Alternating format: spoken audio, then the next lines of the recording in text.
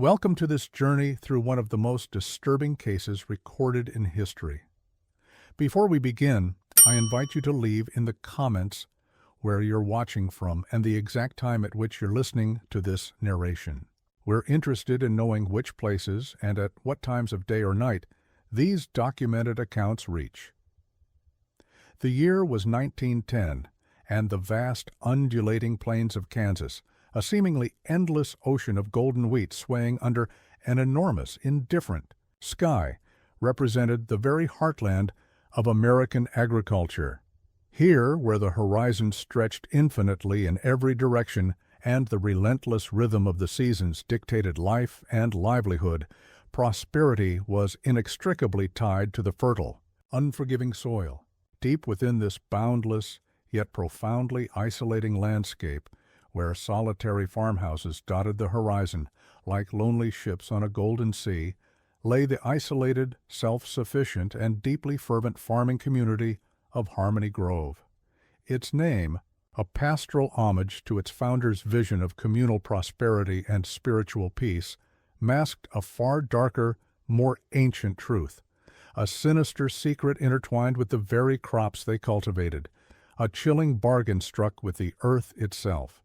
This community, a resilient blend of German, Scandinavian, and Scotch-Irish immigrant families, their lives meticulously woven around the annual cycle of planting, nurturing, and harvesting, lived by a strict, almost ritualistic adherence to agrarian principles. What began as subtle, unsettling behavioral changes among its residents, initially dismissed as the delirium of heat, the psychological toll of profound isolation, or the effects of arduous labor, would gradually, horrifyingly, reveal one of Kansas's most profound and disturbing paranormal chapters. This chilling narrative, meticulously suppressed in federal agricultural archives and dismissed in local county records as mere Dust Bowl hysteria years before the actual Dust Bowl, yet whispered in hushed, fearful tones around crackling hearths, by the descendants of those who lived through its insidious influence, exposed a terrifying truth. The very fields, the very soil, and the ancient primordial wheat known as Sentinel Grain were not merely inanimate features of the landscape.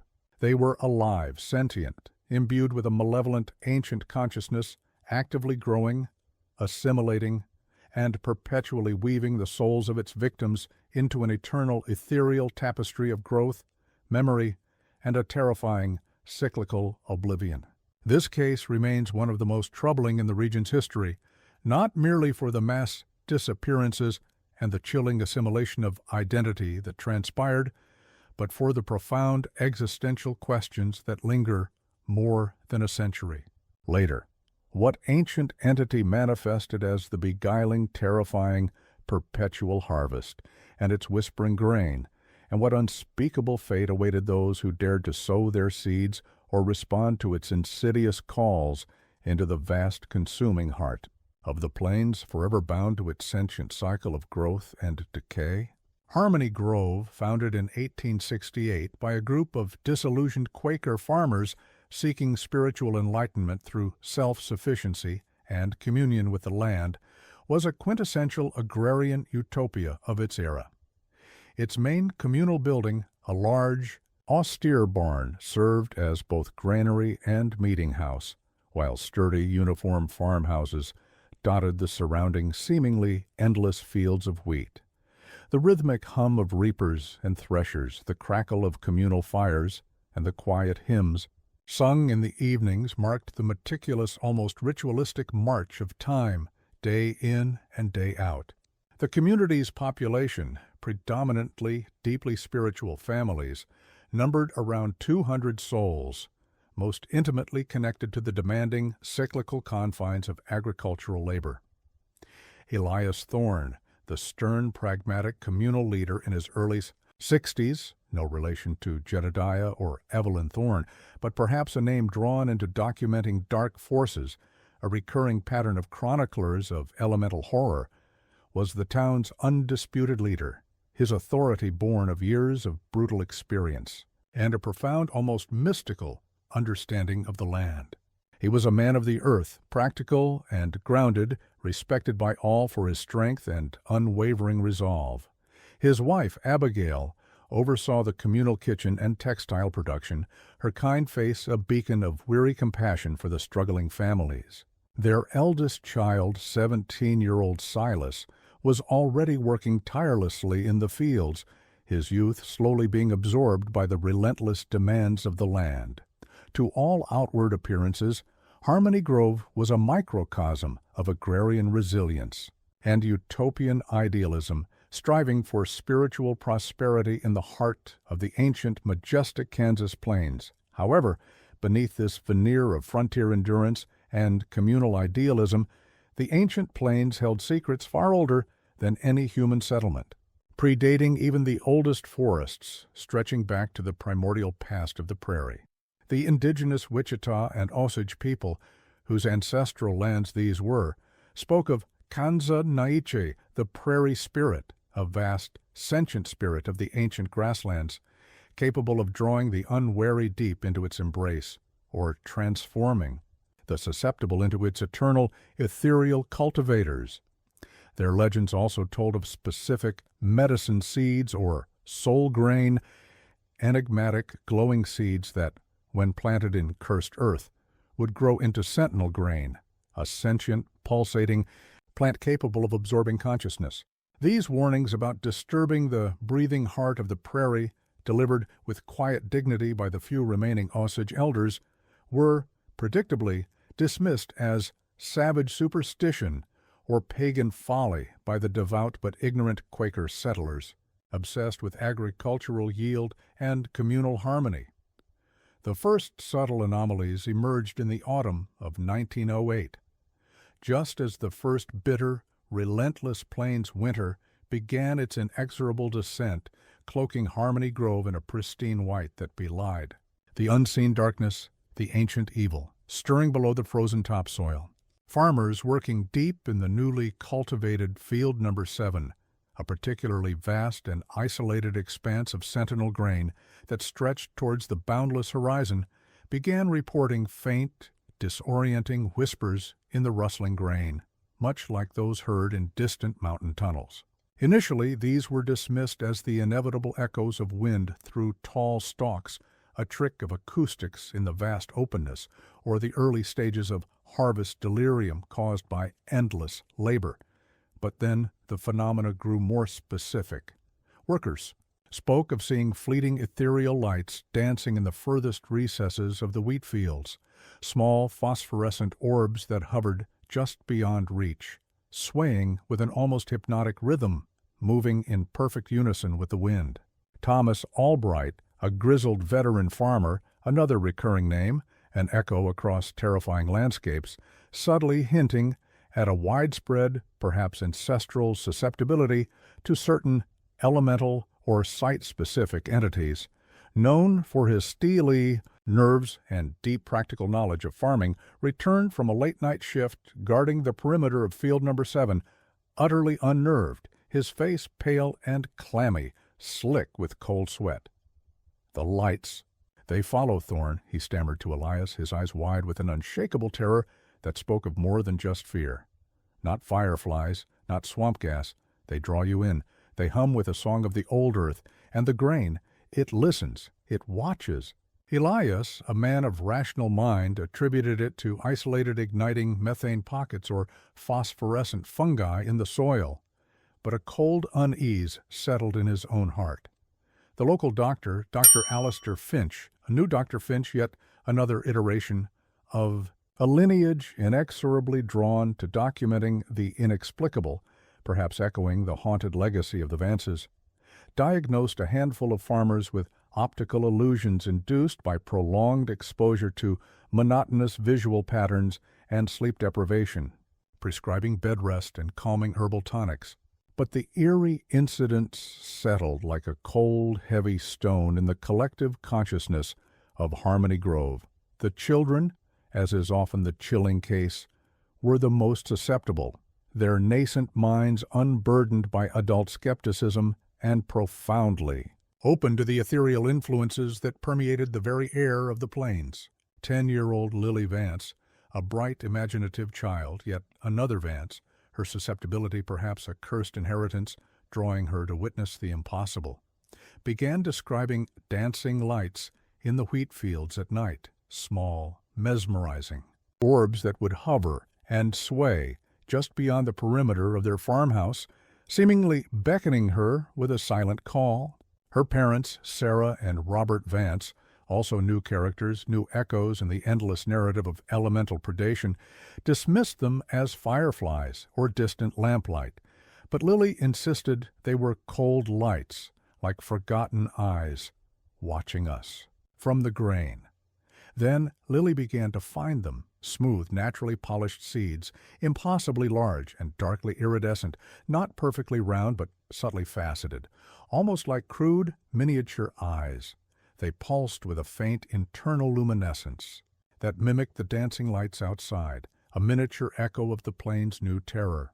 The seeds felt unnaturally cold to the touch, and when she held them, Lily claimed to hear soft whispers emanating from them, indistinct words that spoke of ancient growth, of fertile earth, and forgotten names of those who tilled the soil. She developed a profound, almost primal possessiveness of these soul seeds, clutching them tightly, spending hours in solitary play near the fields, muttering to the seeds in hushed tones as if sharing intimate secrets. Her vibrant personality slowly dimmed.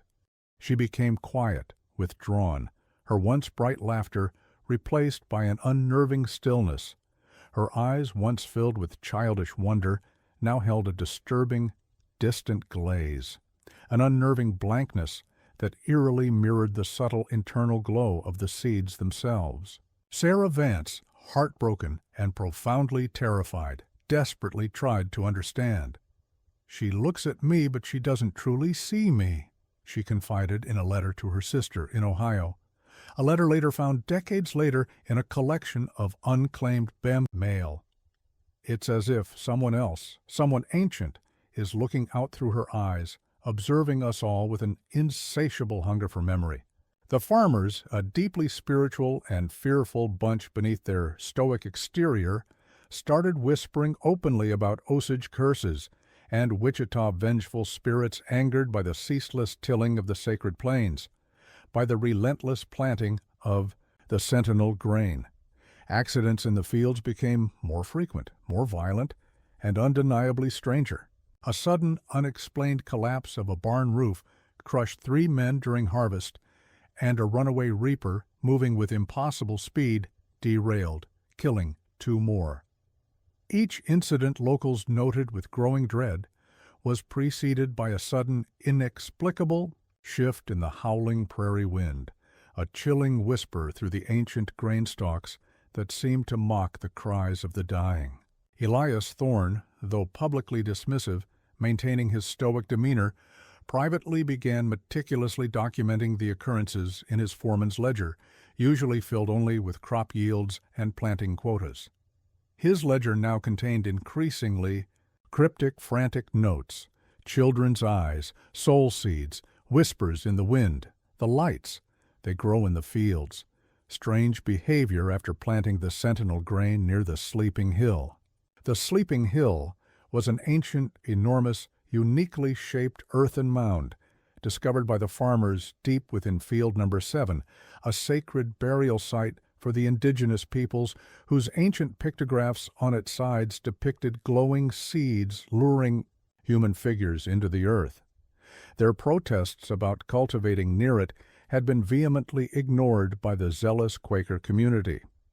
The children's behavior, particularly Lily Vance's, escalated from mere unnerving stillness to active, unsettling, and profoundly disturbing changes. They began speaking in a guttural, archaic language, incomprehensible to the settlers, but later identified by isolated Osage elders as an ancient dialect, long forgotten even by the tribe's current generation, a language of the prairie, a language of the earth. They performed strange, synchronized, ritualistic games in the wheat fields, tracing complex geometric patterns on the damp earth with their soul seeds, their movements precise, almost robotic, and utterly alien. They developed an eerie, almost preternatural knowledge of the fields and plains, navigating its most treacherous parts with uncanny ease, and predicting weather patterns and geological shifts related to soil composition with disturbing, unnatural accuracy, often saving crops from unforeseen blights, yet with a chilling indifference to human life. Most disturbing of all were their eyes. No longer merely blank, they now sometimes seemed to glow with a faint internal luminescence, pulsing faintly like deep green or amber embers, reflecting the light of the plains. And when questioned about their activities, their voices, though still childish in pitch, would take on a flat monotone quality, devoid of human inflection, repeating chilling collective phrases like, "The plains remember, the seeds listen, we are its eyes now, we are its conduits, we watch for its hunger. We wait for the perpetual harvest, we are the new yield." Sarah Vance's personal diary, a meticulously kept journal hidden in a false bottom of her kitchen cupboard, would become the harrowing primary account of Harmony Grove's insidious transformation, reflecting her own agonizing descent. She meticulously documented Lily's profound, terrifying transformation.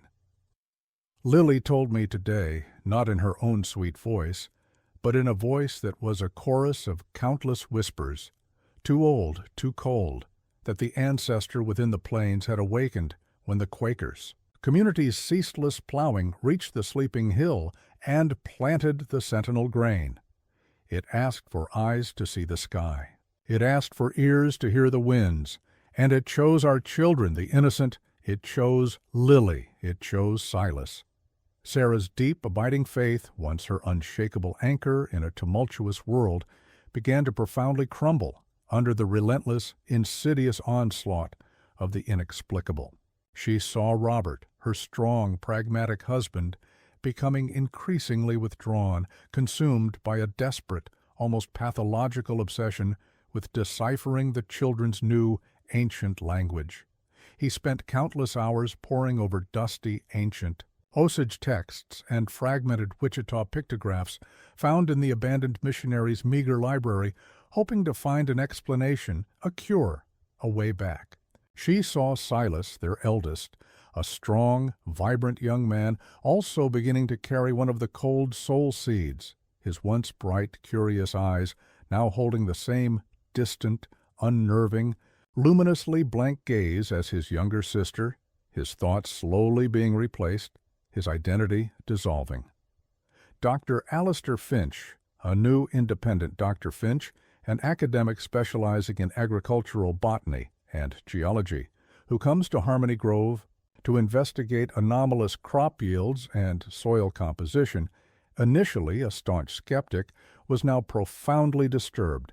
The children exhibited no signs of conventional physical illness, no fever, no physiological abnormalities that could explain their rapid transformation. He noted their unusual cognitive functions, their uncanny ability to instantly solve complex agrarian equations and predict precise crop rotations and soil nutrient deficiencies far beyond their age or education, their meticulous, often unsettling, knowledge of local subterranean soil formations and ancient Osage or Wichita myths that they had never been taught.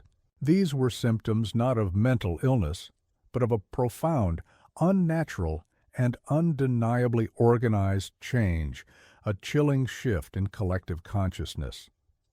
He observed that the children's new language and synchronized ritualistic movements seemed to be part of a larger, coordinated pattern, almost as if they were components of a single, vast, living, intelligent mind. He initially theorized a localized form of mass hysteria or geological-induced psychosis from mineral imbalances, but privately, in his increasingly frantic and disordered journal, he scribbled a far more terrifying, almost existential thought. They are conduits, vessels, not for a single spirit, but for a vast, collective, sentient intelligence woven into the very ancient fabric of this prairie, this land itself. It is absorbing them, making them its own. It is the plains speaking through them. and its voice is ancient and ceaselessly hungry. The crisis reached its agonizing peak when several children from Harmony Grove, including Lily and Silas Vance, disappeared entirely. They weren't merely lost to the treacherous vastness of the prairie. They simply vanished from their beds at night, leaving no tracks in the freshly fallen snow that now blanketed the hollow. A desperate Elias Thorne, abandoning all vestiges of his pragmatism, his heart shattered by the loss of his neighbor's children and the chilling implications, led every able-bodied man in town on a frantic, increasingly futile search. Days turned into weeks, but the vast, silent, and now seemingly hostile plains and fields yielded no clues, no bodies, no trace. The communal farming operation ground to a halt. Families, gripped by an unbearable terror, began to flee Harmony Grove, abandoning their homes and livelihoods, desperately seeking to escape the invisible, insidious terror that stalked their children. The town, once bustling with the sounds of industry and life, began to empty, its silent farmhouses echoing, now only with the chilling whispers of the perpetual wind through the grain. It was Elias Thorne's unwavering, almost suicidal desperation to find the missing children that eventually led him to a chilling, undeniable discovery. Guided by fragments of terrifying local folklore and the increasingly vivid, feverish accounts from young Thomas Albright, who had briefly emerged from his own catatonic state, whispering of the beating heart of the prairie and the great seed's insatiable hunger, Elias found the sleeping hill, the colossal, uniquely shaped earthen mound, an ancient geological anomaly, long ago cultivated over by the zealous Quaker community. At its base, concealed by dense undergrowth and a curtain of unnatural icy mist that perpetually swirled there, he discovered an ancient dolmen, a megalithic structure of immense dark standing stones, not placed by human hands but grown from the earth itself, arranged in a perfect unsettling circle, covered in primordial geometric carvings that pulsed faintly with a deep internal light in the dim, oppressive gloom. This was the sacred burial ground, a forbidden site, long forgotten by the white settlers, an ancient altar for the Osage, or Wichita, people's ancestor spirits. And there, in the very center of the dolmen, amidst a chilling collection of hundreds of similar cold, luminous soul seeds, sat all the missing children of Harmony Grove. They were perfectly still, utterly motionless, their eyes glowing with a faint, deep green luminescence, their small, slack faces reflecting the same unnerving emptiness, chanting in unison in the ancient, guttural Osage, Wichita dialect, their voices an unnerving, discordant chorus, calling not to human parents, but to something vast, ancient, and unseen within the heart of the great mound. They were undeniably alive, yet utterly, horrifyingly changed, their individual identities subsumed by the collective consciousness of the entity, their forms mere puppets for its will.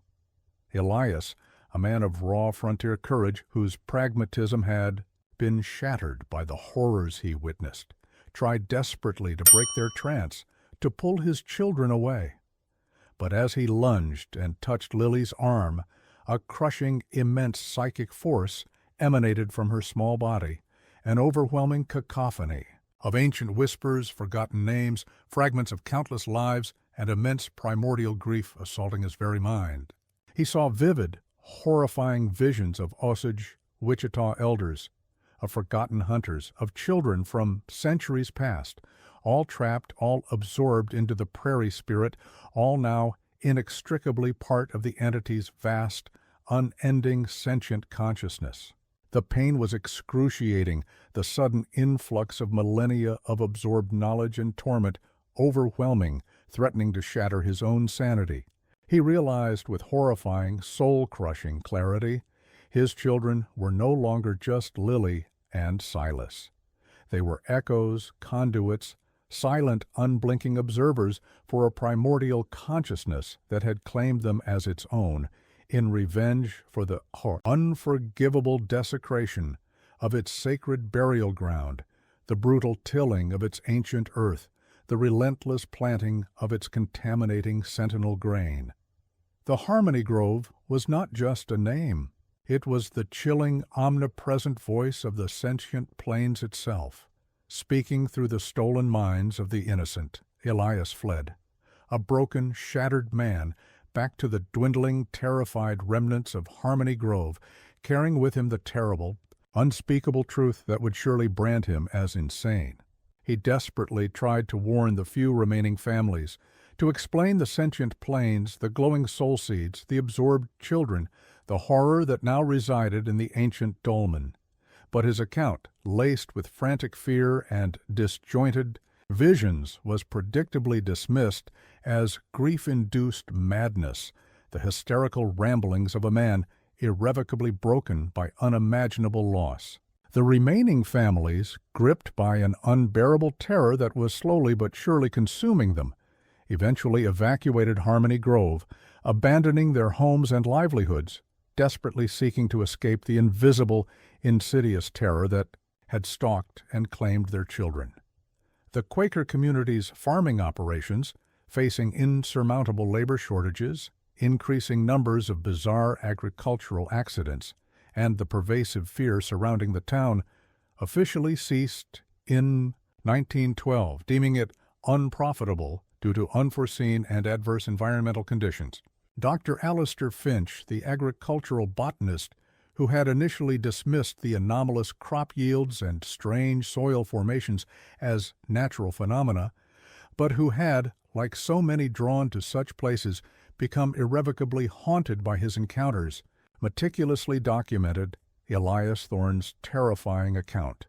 He painstakingly connected it to the patterns of memory transference and psychological assimilation he had observed in other isolated communities and geological anomalies, though his increasingly radical research was consistently rejected by mainstream scientific journals as pseudoscientific conjecture. In a secret addendum to his final, unpublished, and highly controversial paper titled Ecological Consciousness and Identity Erosion, Manifestations of Primordial Sentience in the American Wilderness, Finch theorized that certain ancient, undisturbed natural sites saturated with intense human presence, trauma, and agricultural activity over millennia could indeed develop a profound form of collective consciousness or sentient energy. He described this as an elemental intelligence, an ancient primordial being woven into the very fabric of the earth, a living entity that yearned insatiably to observe, to remember, and, crucially, to integrate human experience. He further posited that the soul seeds served as potent focal points or secondary vessels, acting as psychic conduits, allowing the plains grain entity to extend its pervasive influence and to transfer absorbed identities into its expanding, horrifying self. He warned with a chilling prescience that this was not merely a localized phenomenon confined to Harmony Grove, but a manifestation of a vast primordial intelligence, a living earth whose patience with humanity's relentless exploitation had finally worn thin and was now actively reclaiming its stolen essence. Finch himself, consumed by his terrifying discoveries, began to suffer from vivid, intrusive, and profoundly disturbing dreams of the Osage Wichita elders, their faces ancient and grim, whispering in an archaic tongue, their eyes glowing faintly, calling him towards the Sentinel Grain, towards the sleeping hill. He vanished without a trace in 1915, his isolated farmhouse found empty, save for his scattered frantic notes and a single smooth, darkly iridescent soul seed, its surface uncarved, sitting ominously on his desk, pulsing faintly with a cold, internal light. In the decades that followed, Harmony Grove became a silent, forgotten scar on the majestic face of the Kansas plains. Its dilapidated farmhouses, slowly rotted, subsumed by the relentless, encroaching prairie, their memory dissolving into the earth. The communal barn, once a symbol of industry, rusted into oblivion beside the churning creek. Hikers and hunters occasionally stumbled upon the forlorn ruins, reporting an unsettling quiet, an eerie sense of being watched from within the grain, and the pervasive feeling of a profound ancient sadness emanating from the very earth. Some claim to hear faint childish laughter carried on the chilling wind, echoing from deep within the wheat fields, or glimpsed fleeting shadows moving through the tall grain. All was just beyond reach, all was just at the periphery of vision. The Osage Wichita elders, when questioned by federal anthropologists in the 1970s, would speak only in hushed, fearful tones of the place where the children speak with the voices of the earth, and vehemently warned against disturbing the ancient dolmen near the Sleeping Hill. In 1987, a team of agricultural researchers from the Kansas State University, conducting an ecological survey of ancient crop resilience and anomalous soil compositions, ventured into the Harmony Grove area.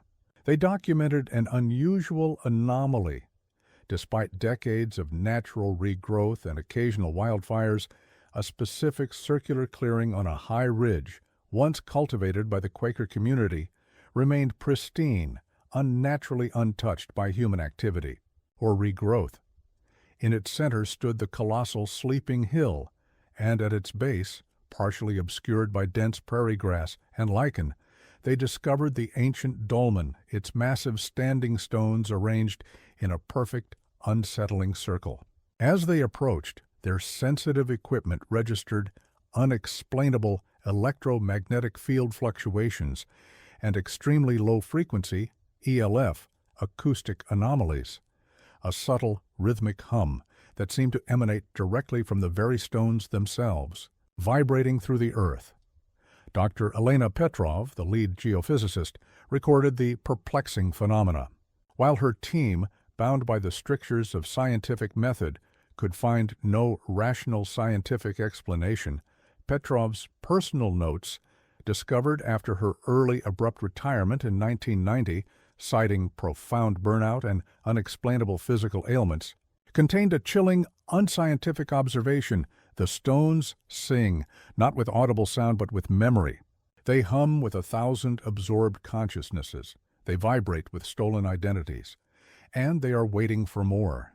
The earth here is alive, and it is profoundly aware. Petrov later suffered from intense, persistent headaches, nosebleeds, and a terrifying, recurring dream of standing in a circle of ancient, unblinking eyes, all staring at her with cold, luminous intensity, waiting for her to join them, to be assimilated. The fate of the children of Harmony Grove remains profoundly unknown. No bodies were ever recovered from the fields, or the dolmen, or the depths of the old earthen mounds. The Osage Wichita elders maintain that the children are not truly dead, but integrated, their individual spirits now inextricably part of the sentient planes, its ancient collective consciousness, using them as eyes, ears, and voices to perpetually guard its sacred lands against future desecration, forever trapped in its silent, vast memory. The soul seeds, still occasionally unearthed by unwitting farmers and archaeologists, are considered dangerous relics, their smooth, cold surfaces rumored to transmit ancient whispers and steal individual thoughts from those who touch them, leaving them susceptible to the plains' call. The official records of the Quaker community merely list Harmony Grove as an abandoned settlement, unprofitable due to unforeseen environmental and agricultural challenges, a convenient euphemism for terror. But those who knew the truth, those few who survived, understand. The challenge was not environmental, it was elemental. It was a confrontation with a primordial, patient, and infinitely powerful sentience that predated humanity. The plains endure. The endless wheat fields of the Kansas plains stand as silent sentinels, their perpetual rustling leaves a constant whisper that echoes the lost voices of the children, the Osage ancestors, and all who dared to disturb the sentient heart of the wilderness. The Sleeping Hill, crowned by its massive dolmen, remains a forbidden, shunned sight, its ancient stones humming with an unseen, primordial life, an unblinking collective eye that watches everything. And sometimes, on a quiet night, if you listen closely enough, truly listen to the deep, resonant silence of the old growth, you might hear it too. A faint collective chorus of childish laughter, ancient chants and mournful whispers, calling your name from the shadows of the grain, inviting you to join the eternal, integrated consciousness of the plains, to become another silent observer, another pair of unblinking eyes for the land that remembers everything and forgives nothing. The horror of Harmony Grove is not just a tale of disappearances. It is a profound, terrifying narrative of transformation, an irreversible loss of individual self to an ancient, consuming, earthbound entity, a chilling testament to humanity's insignificance in the face of primordial power. Don't forget to subscribe to my channel. For the continuation of such content and to support us, please subscribe.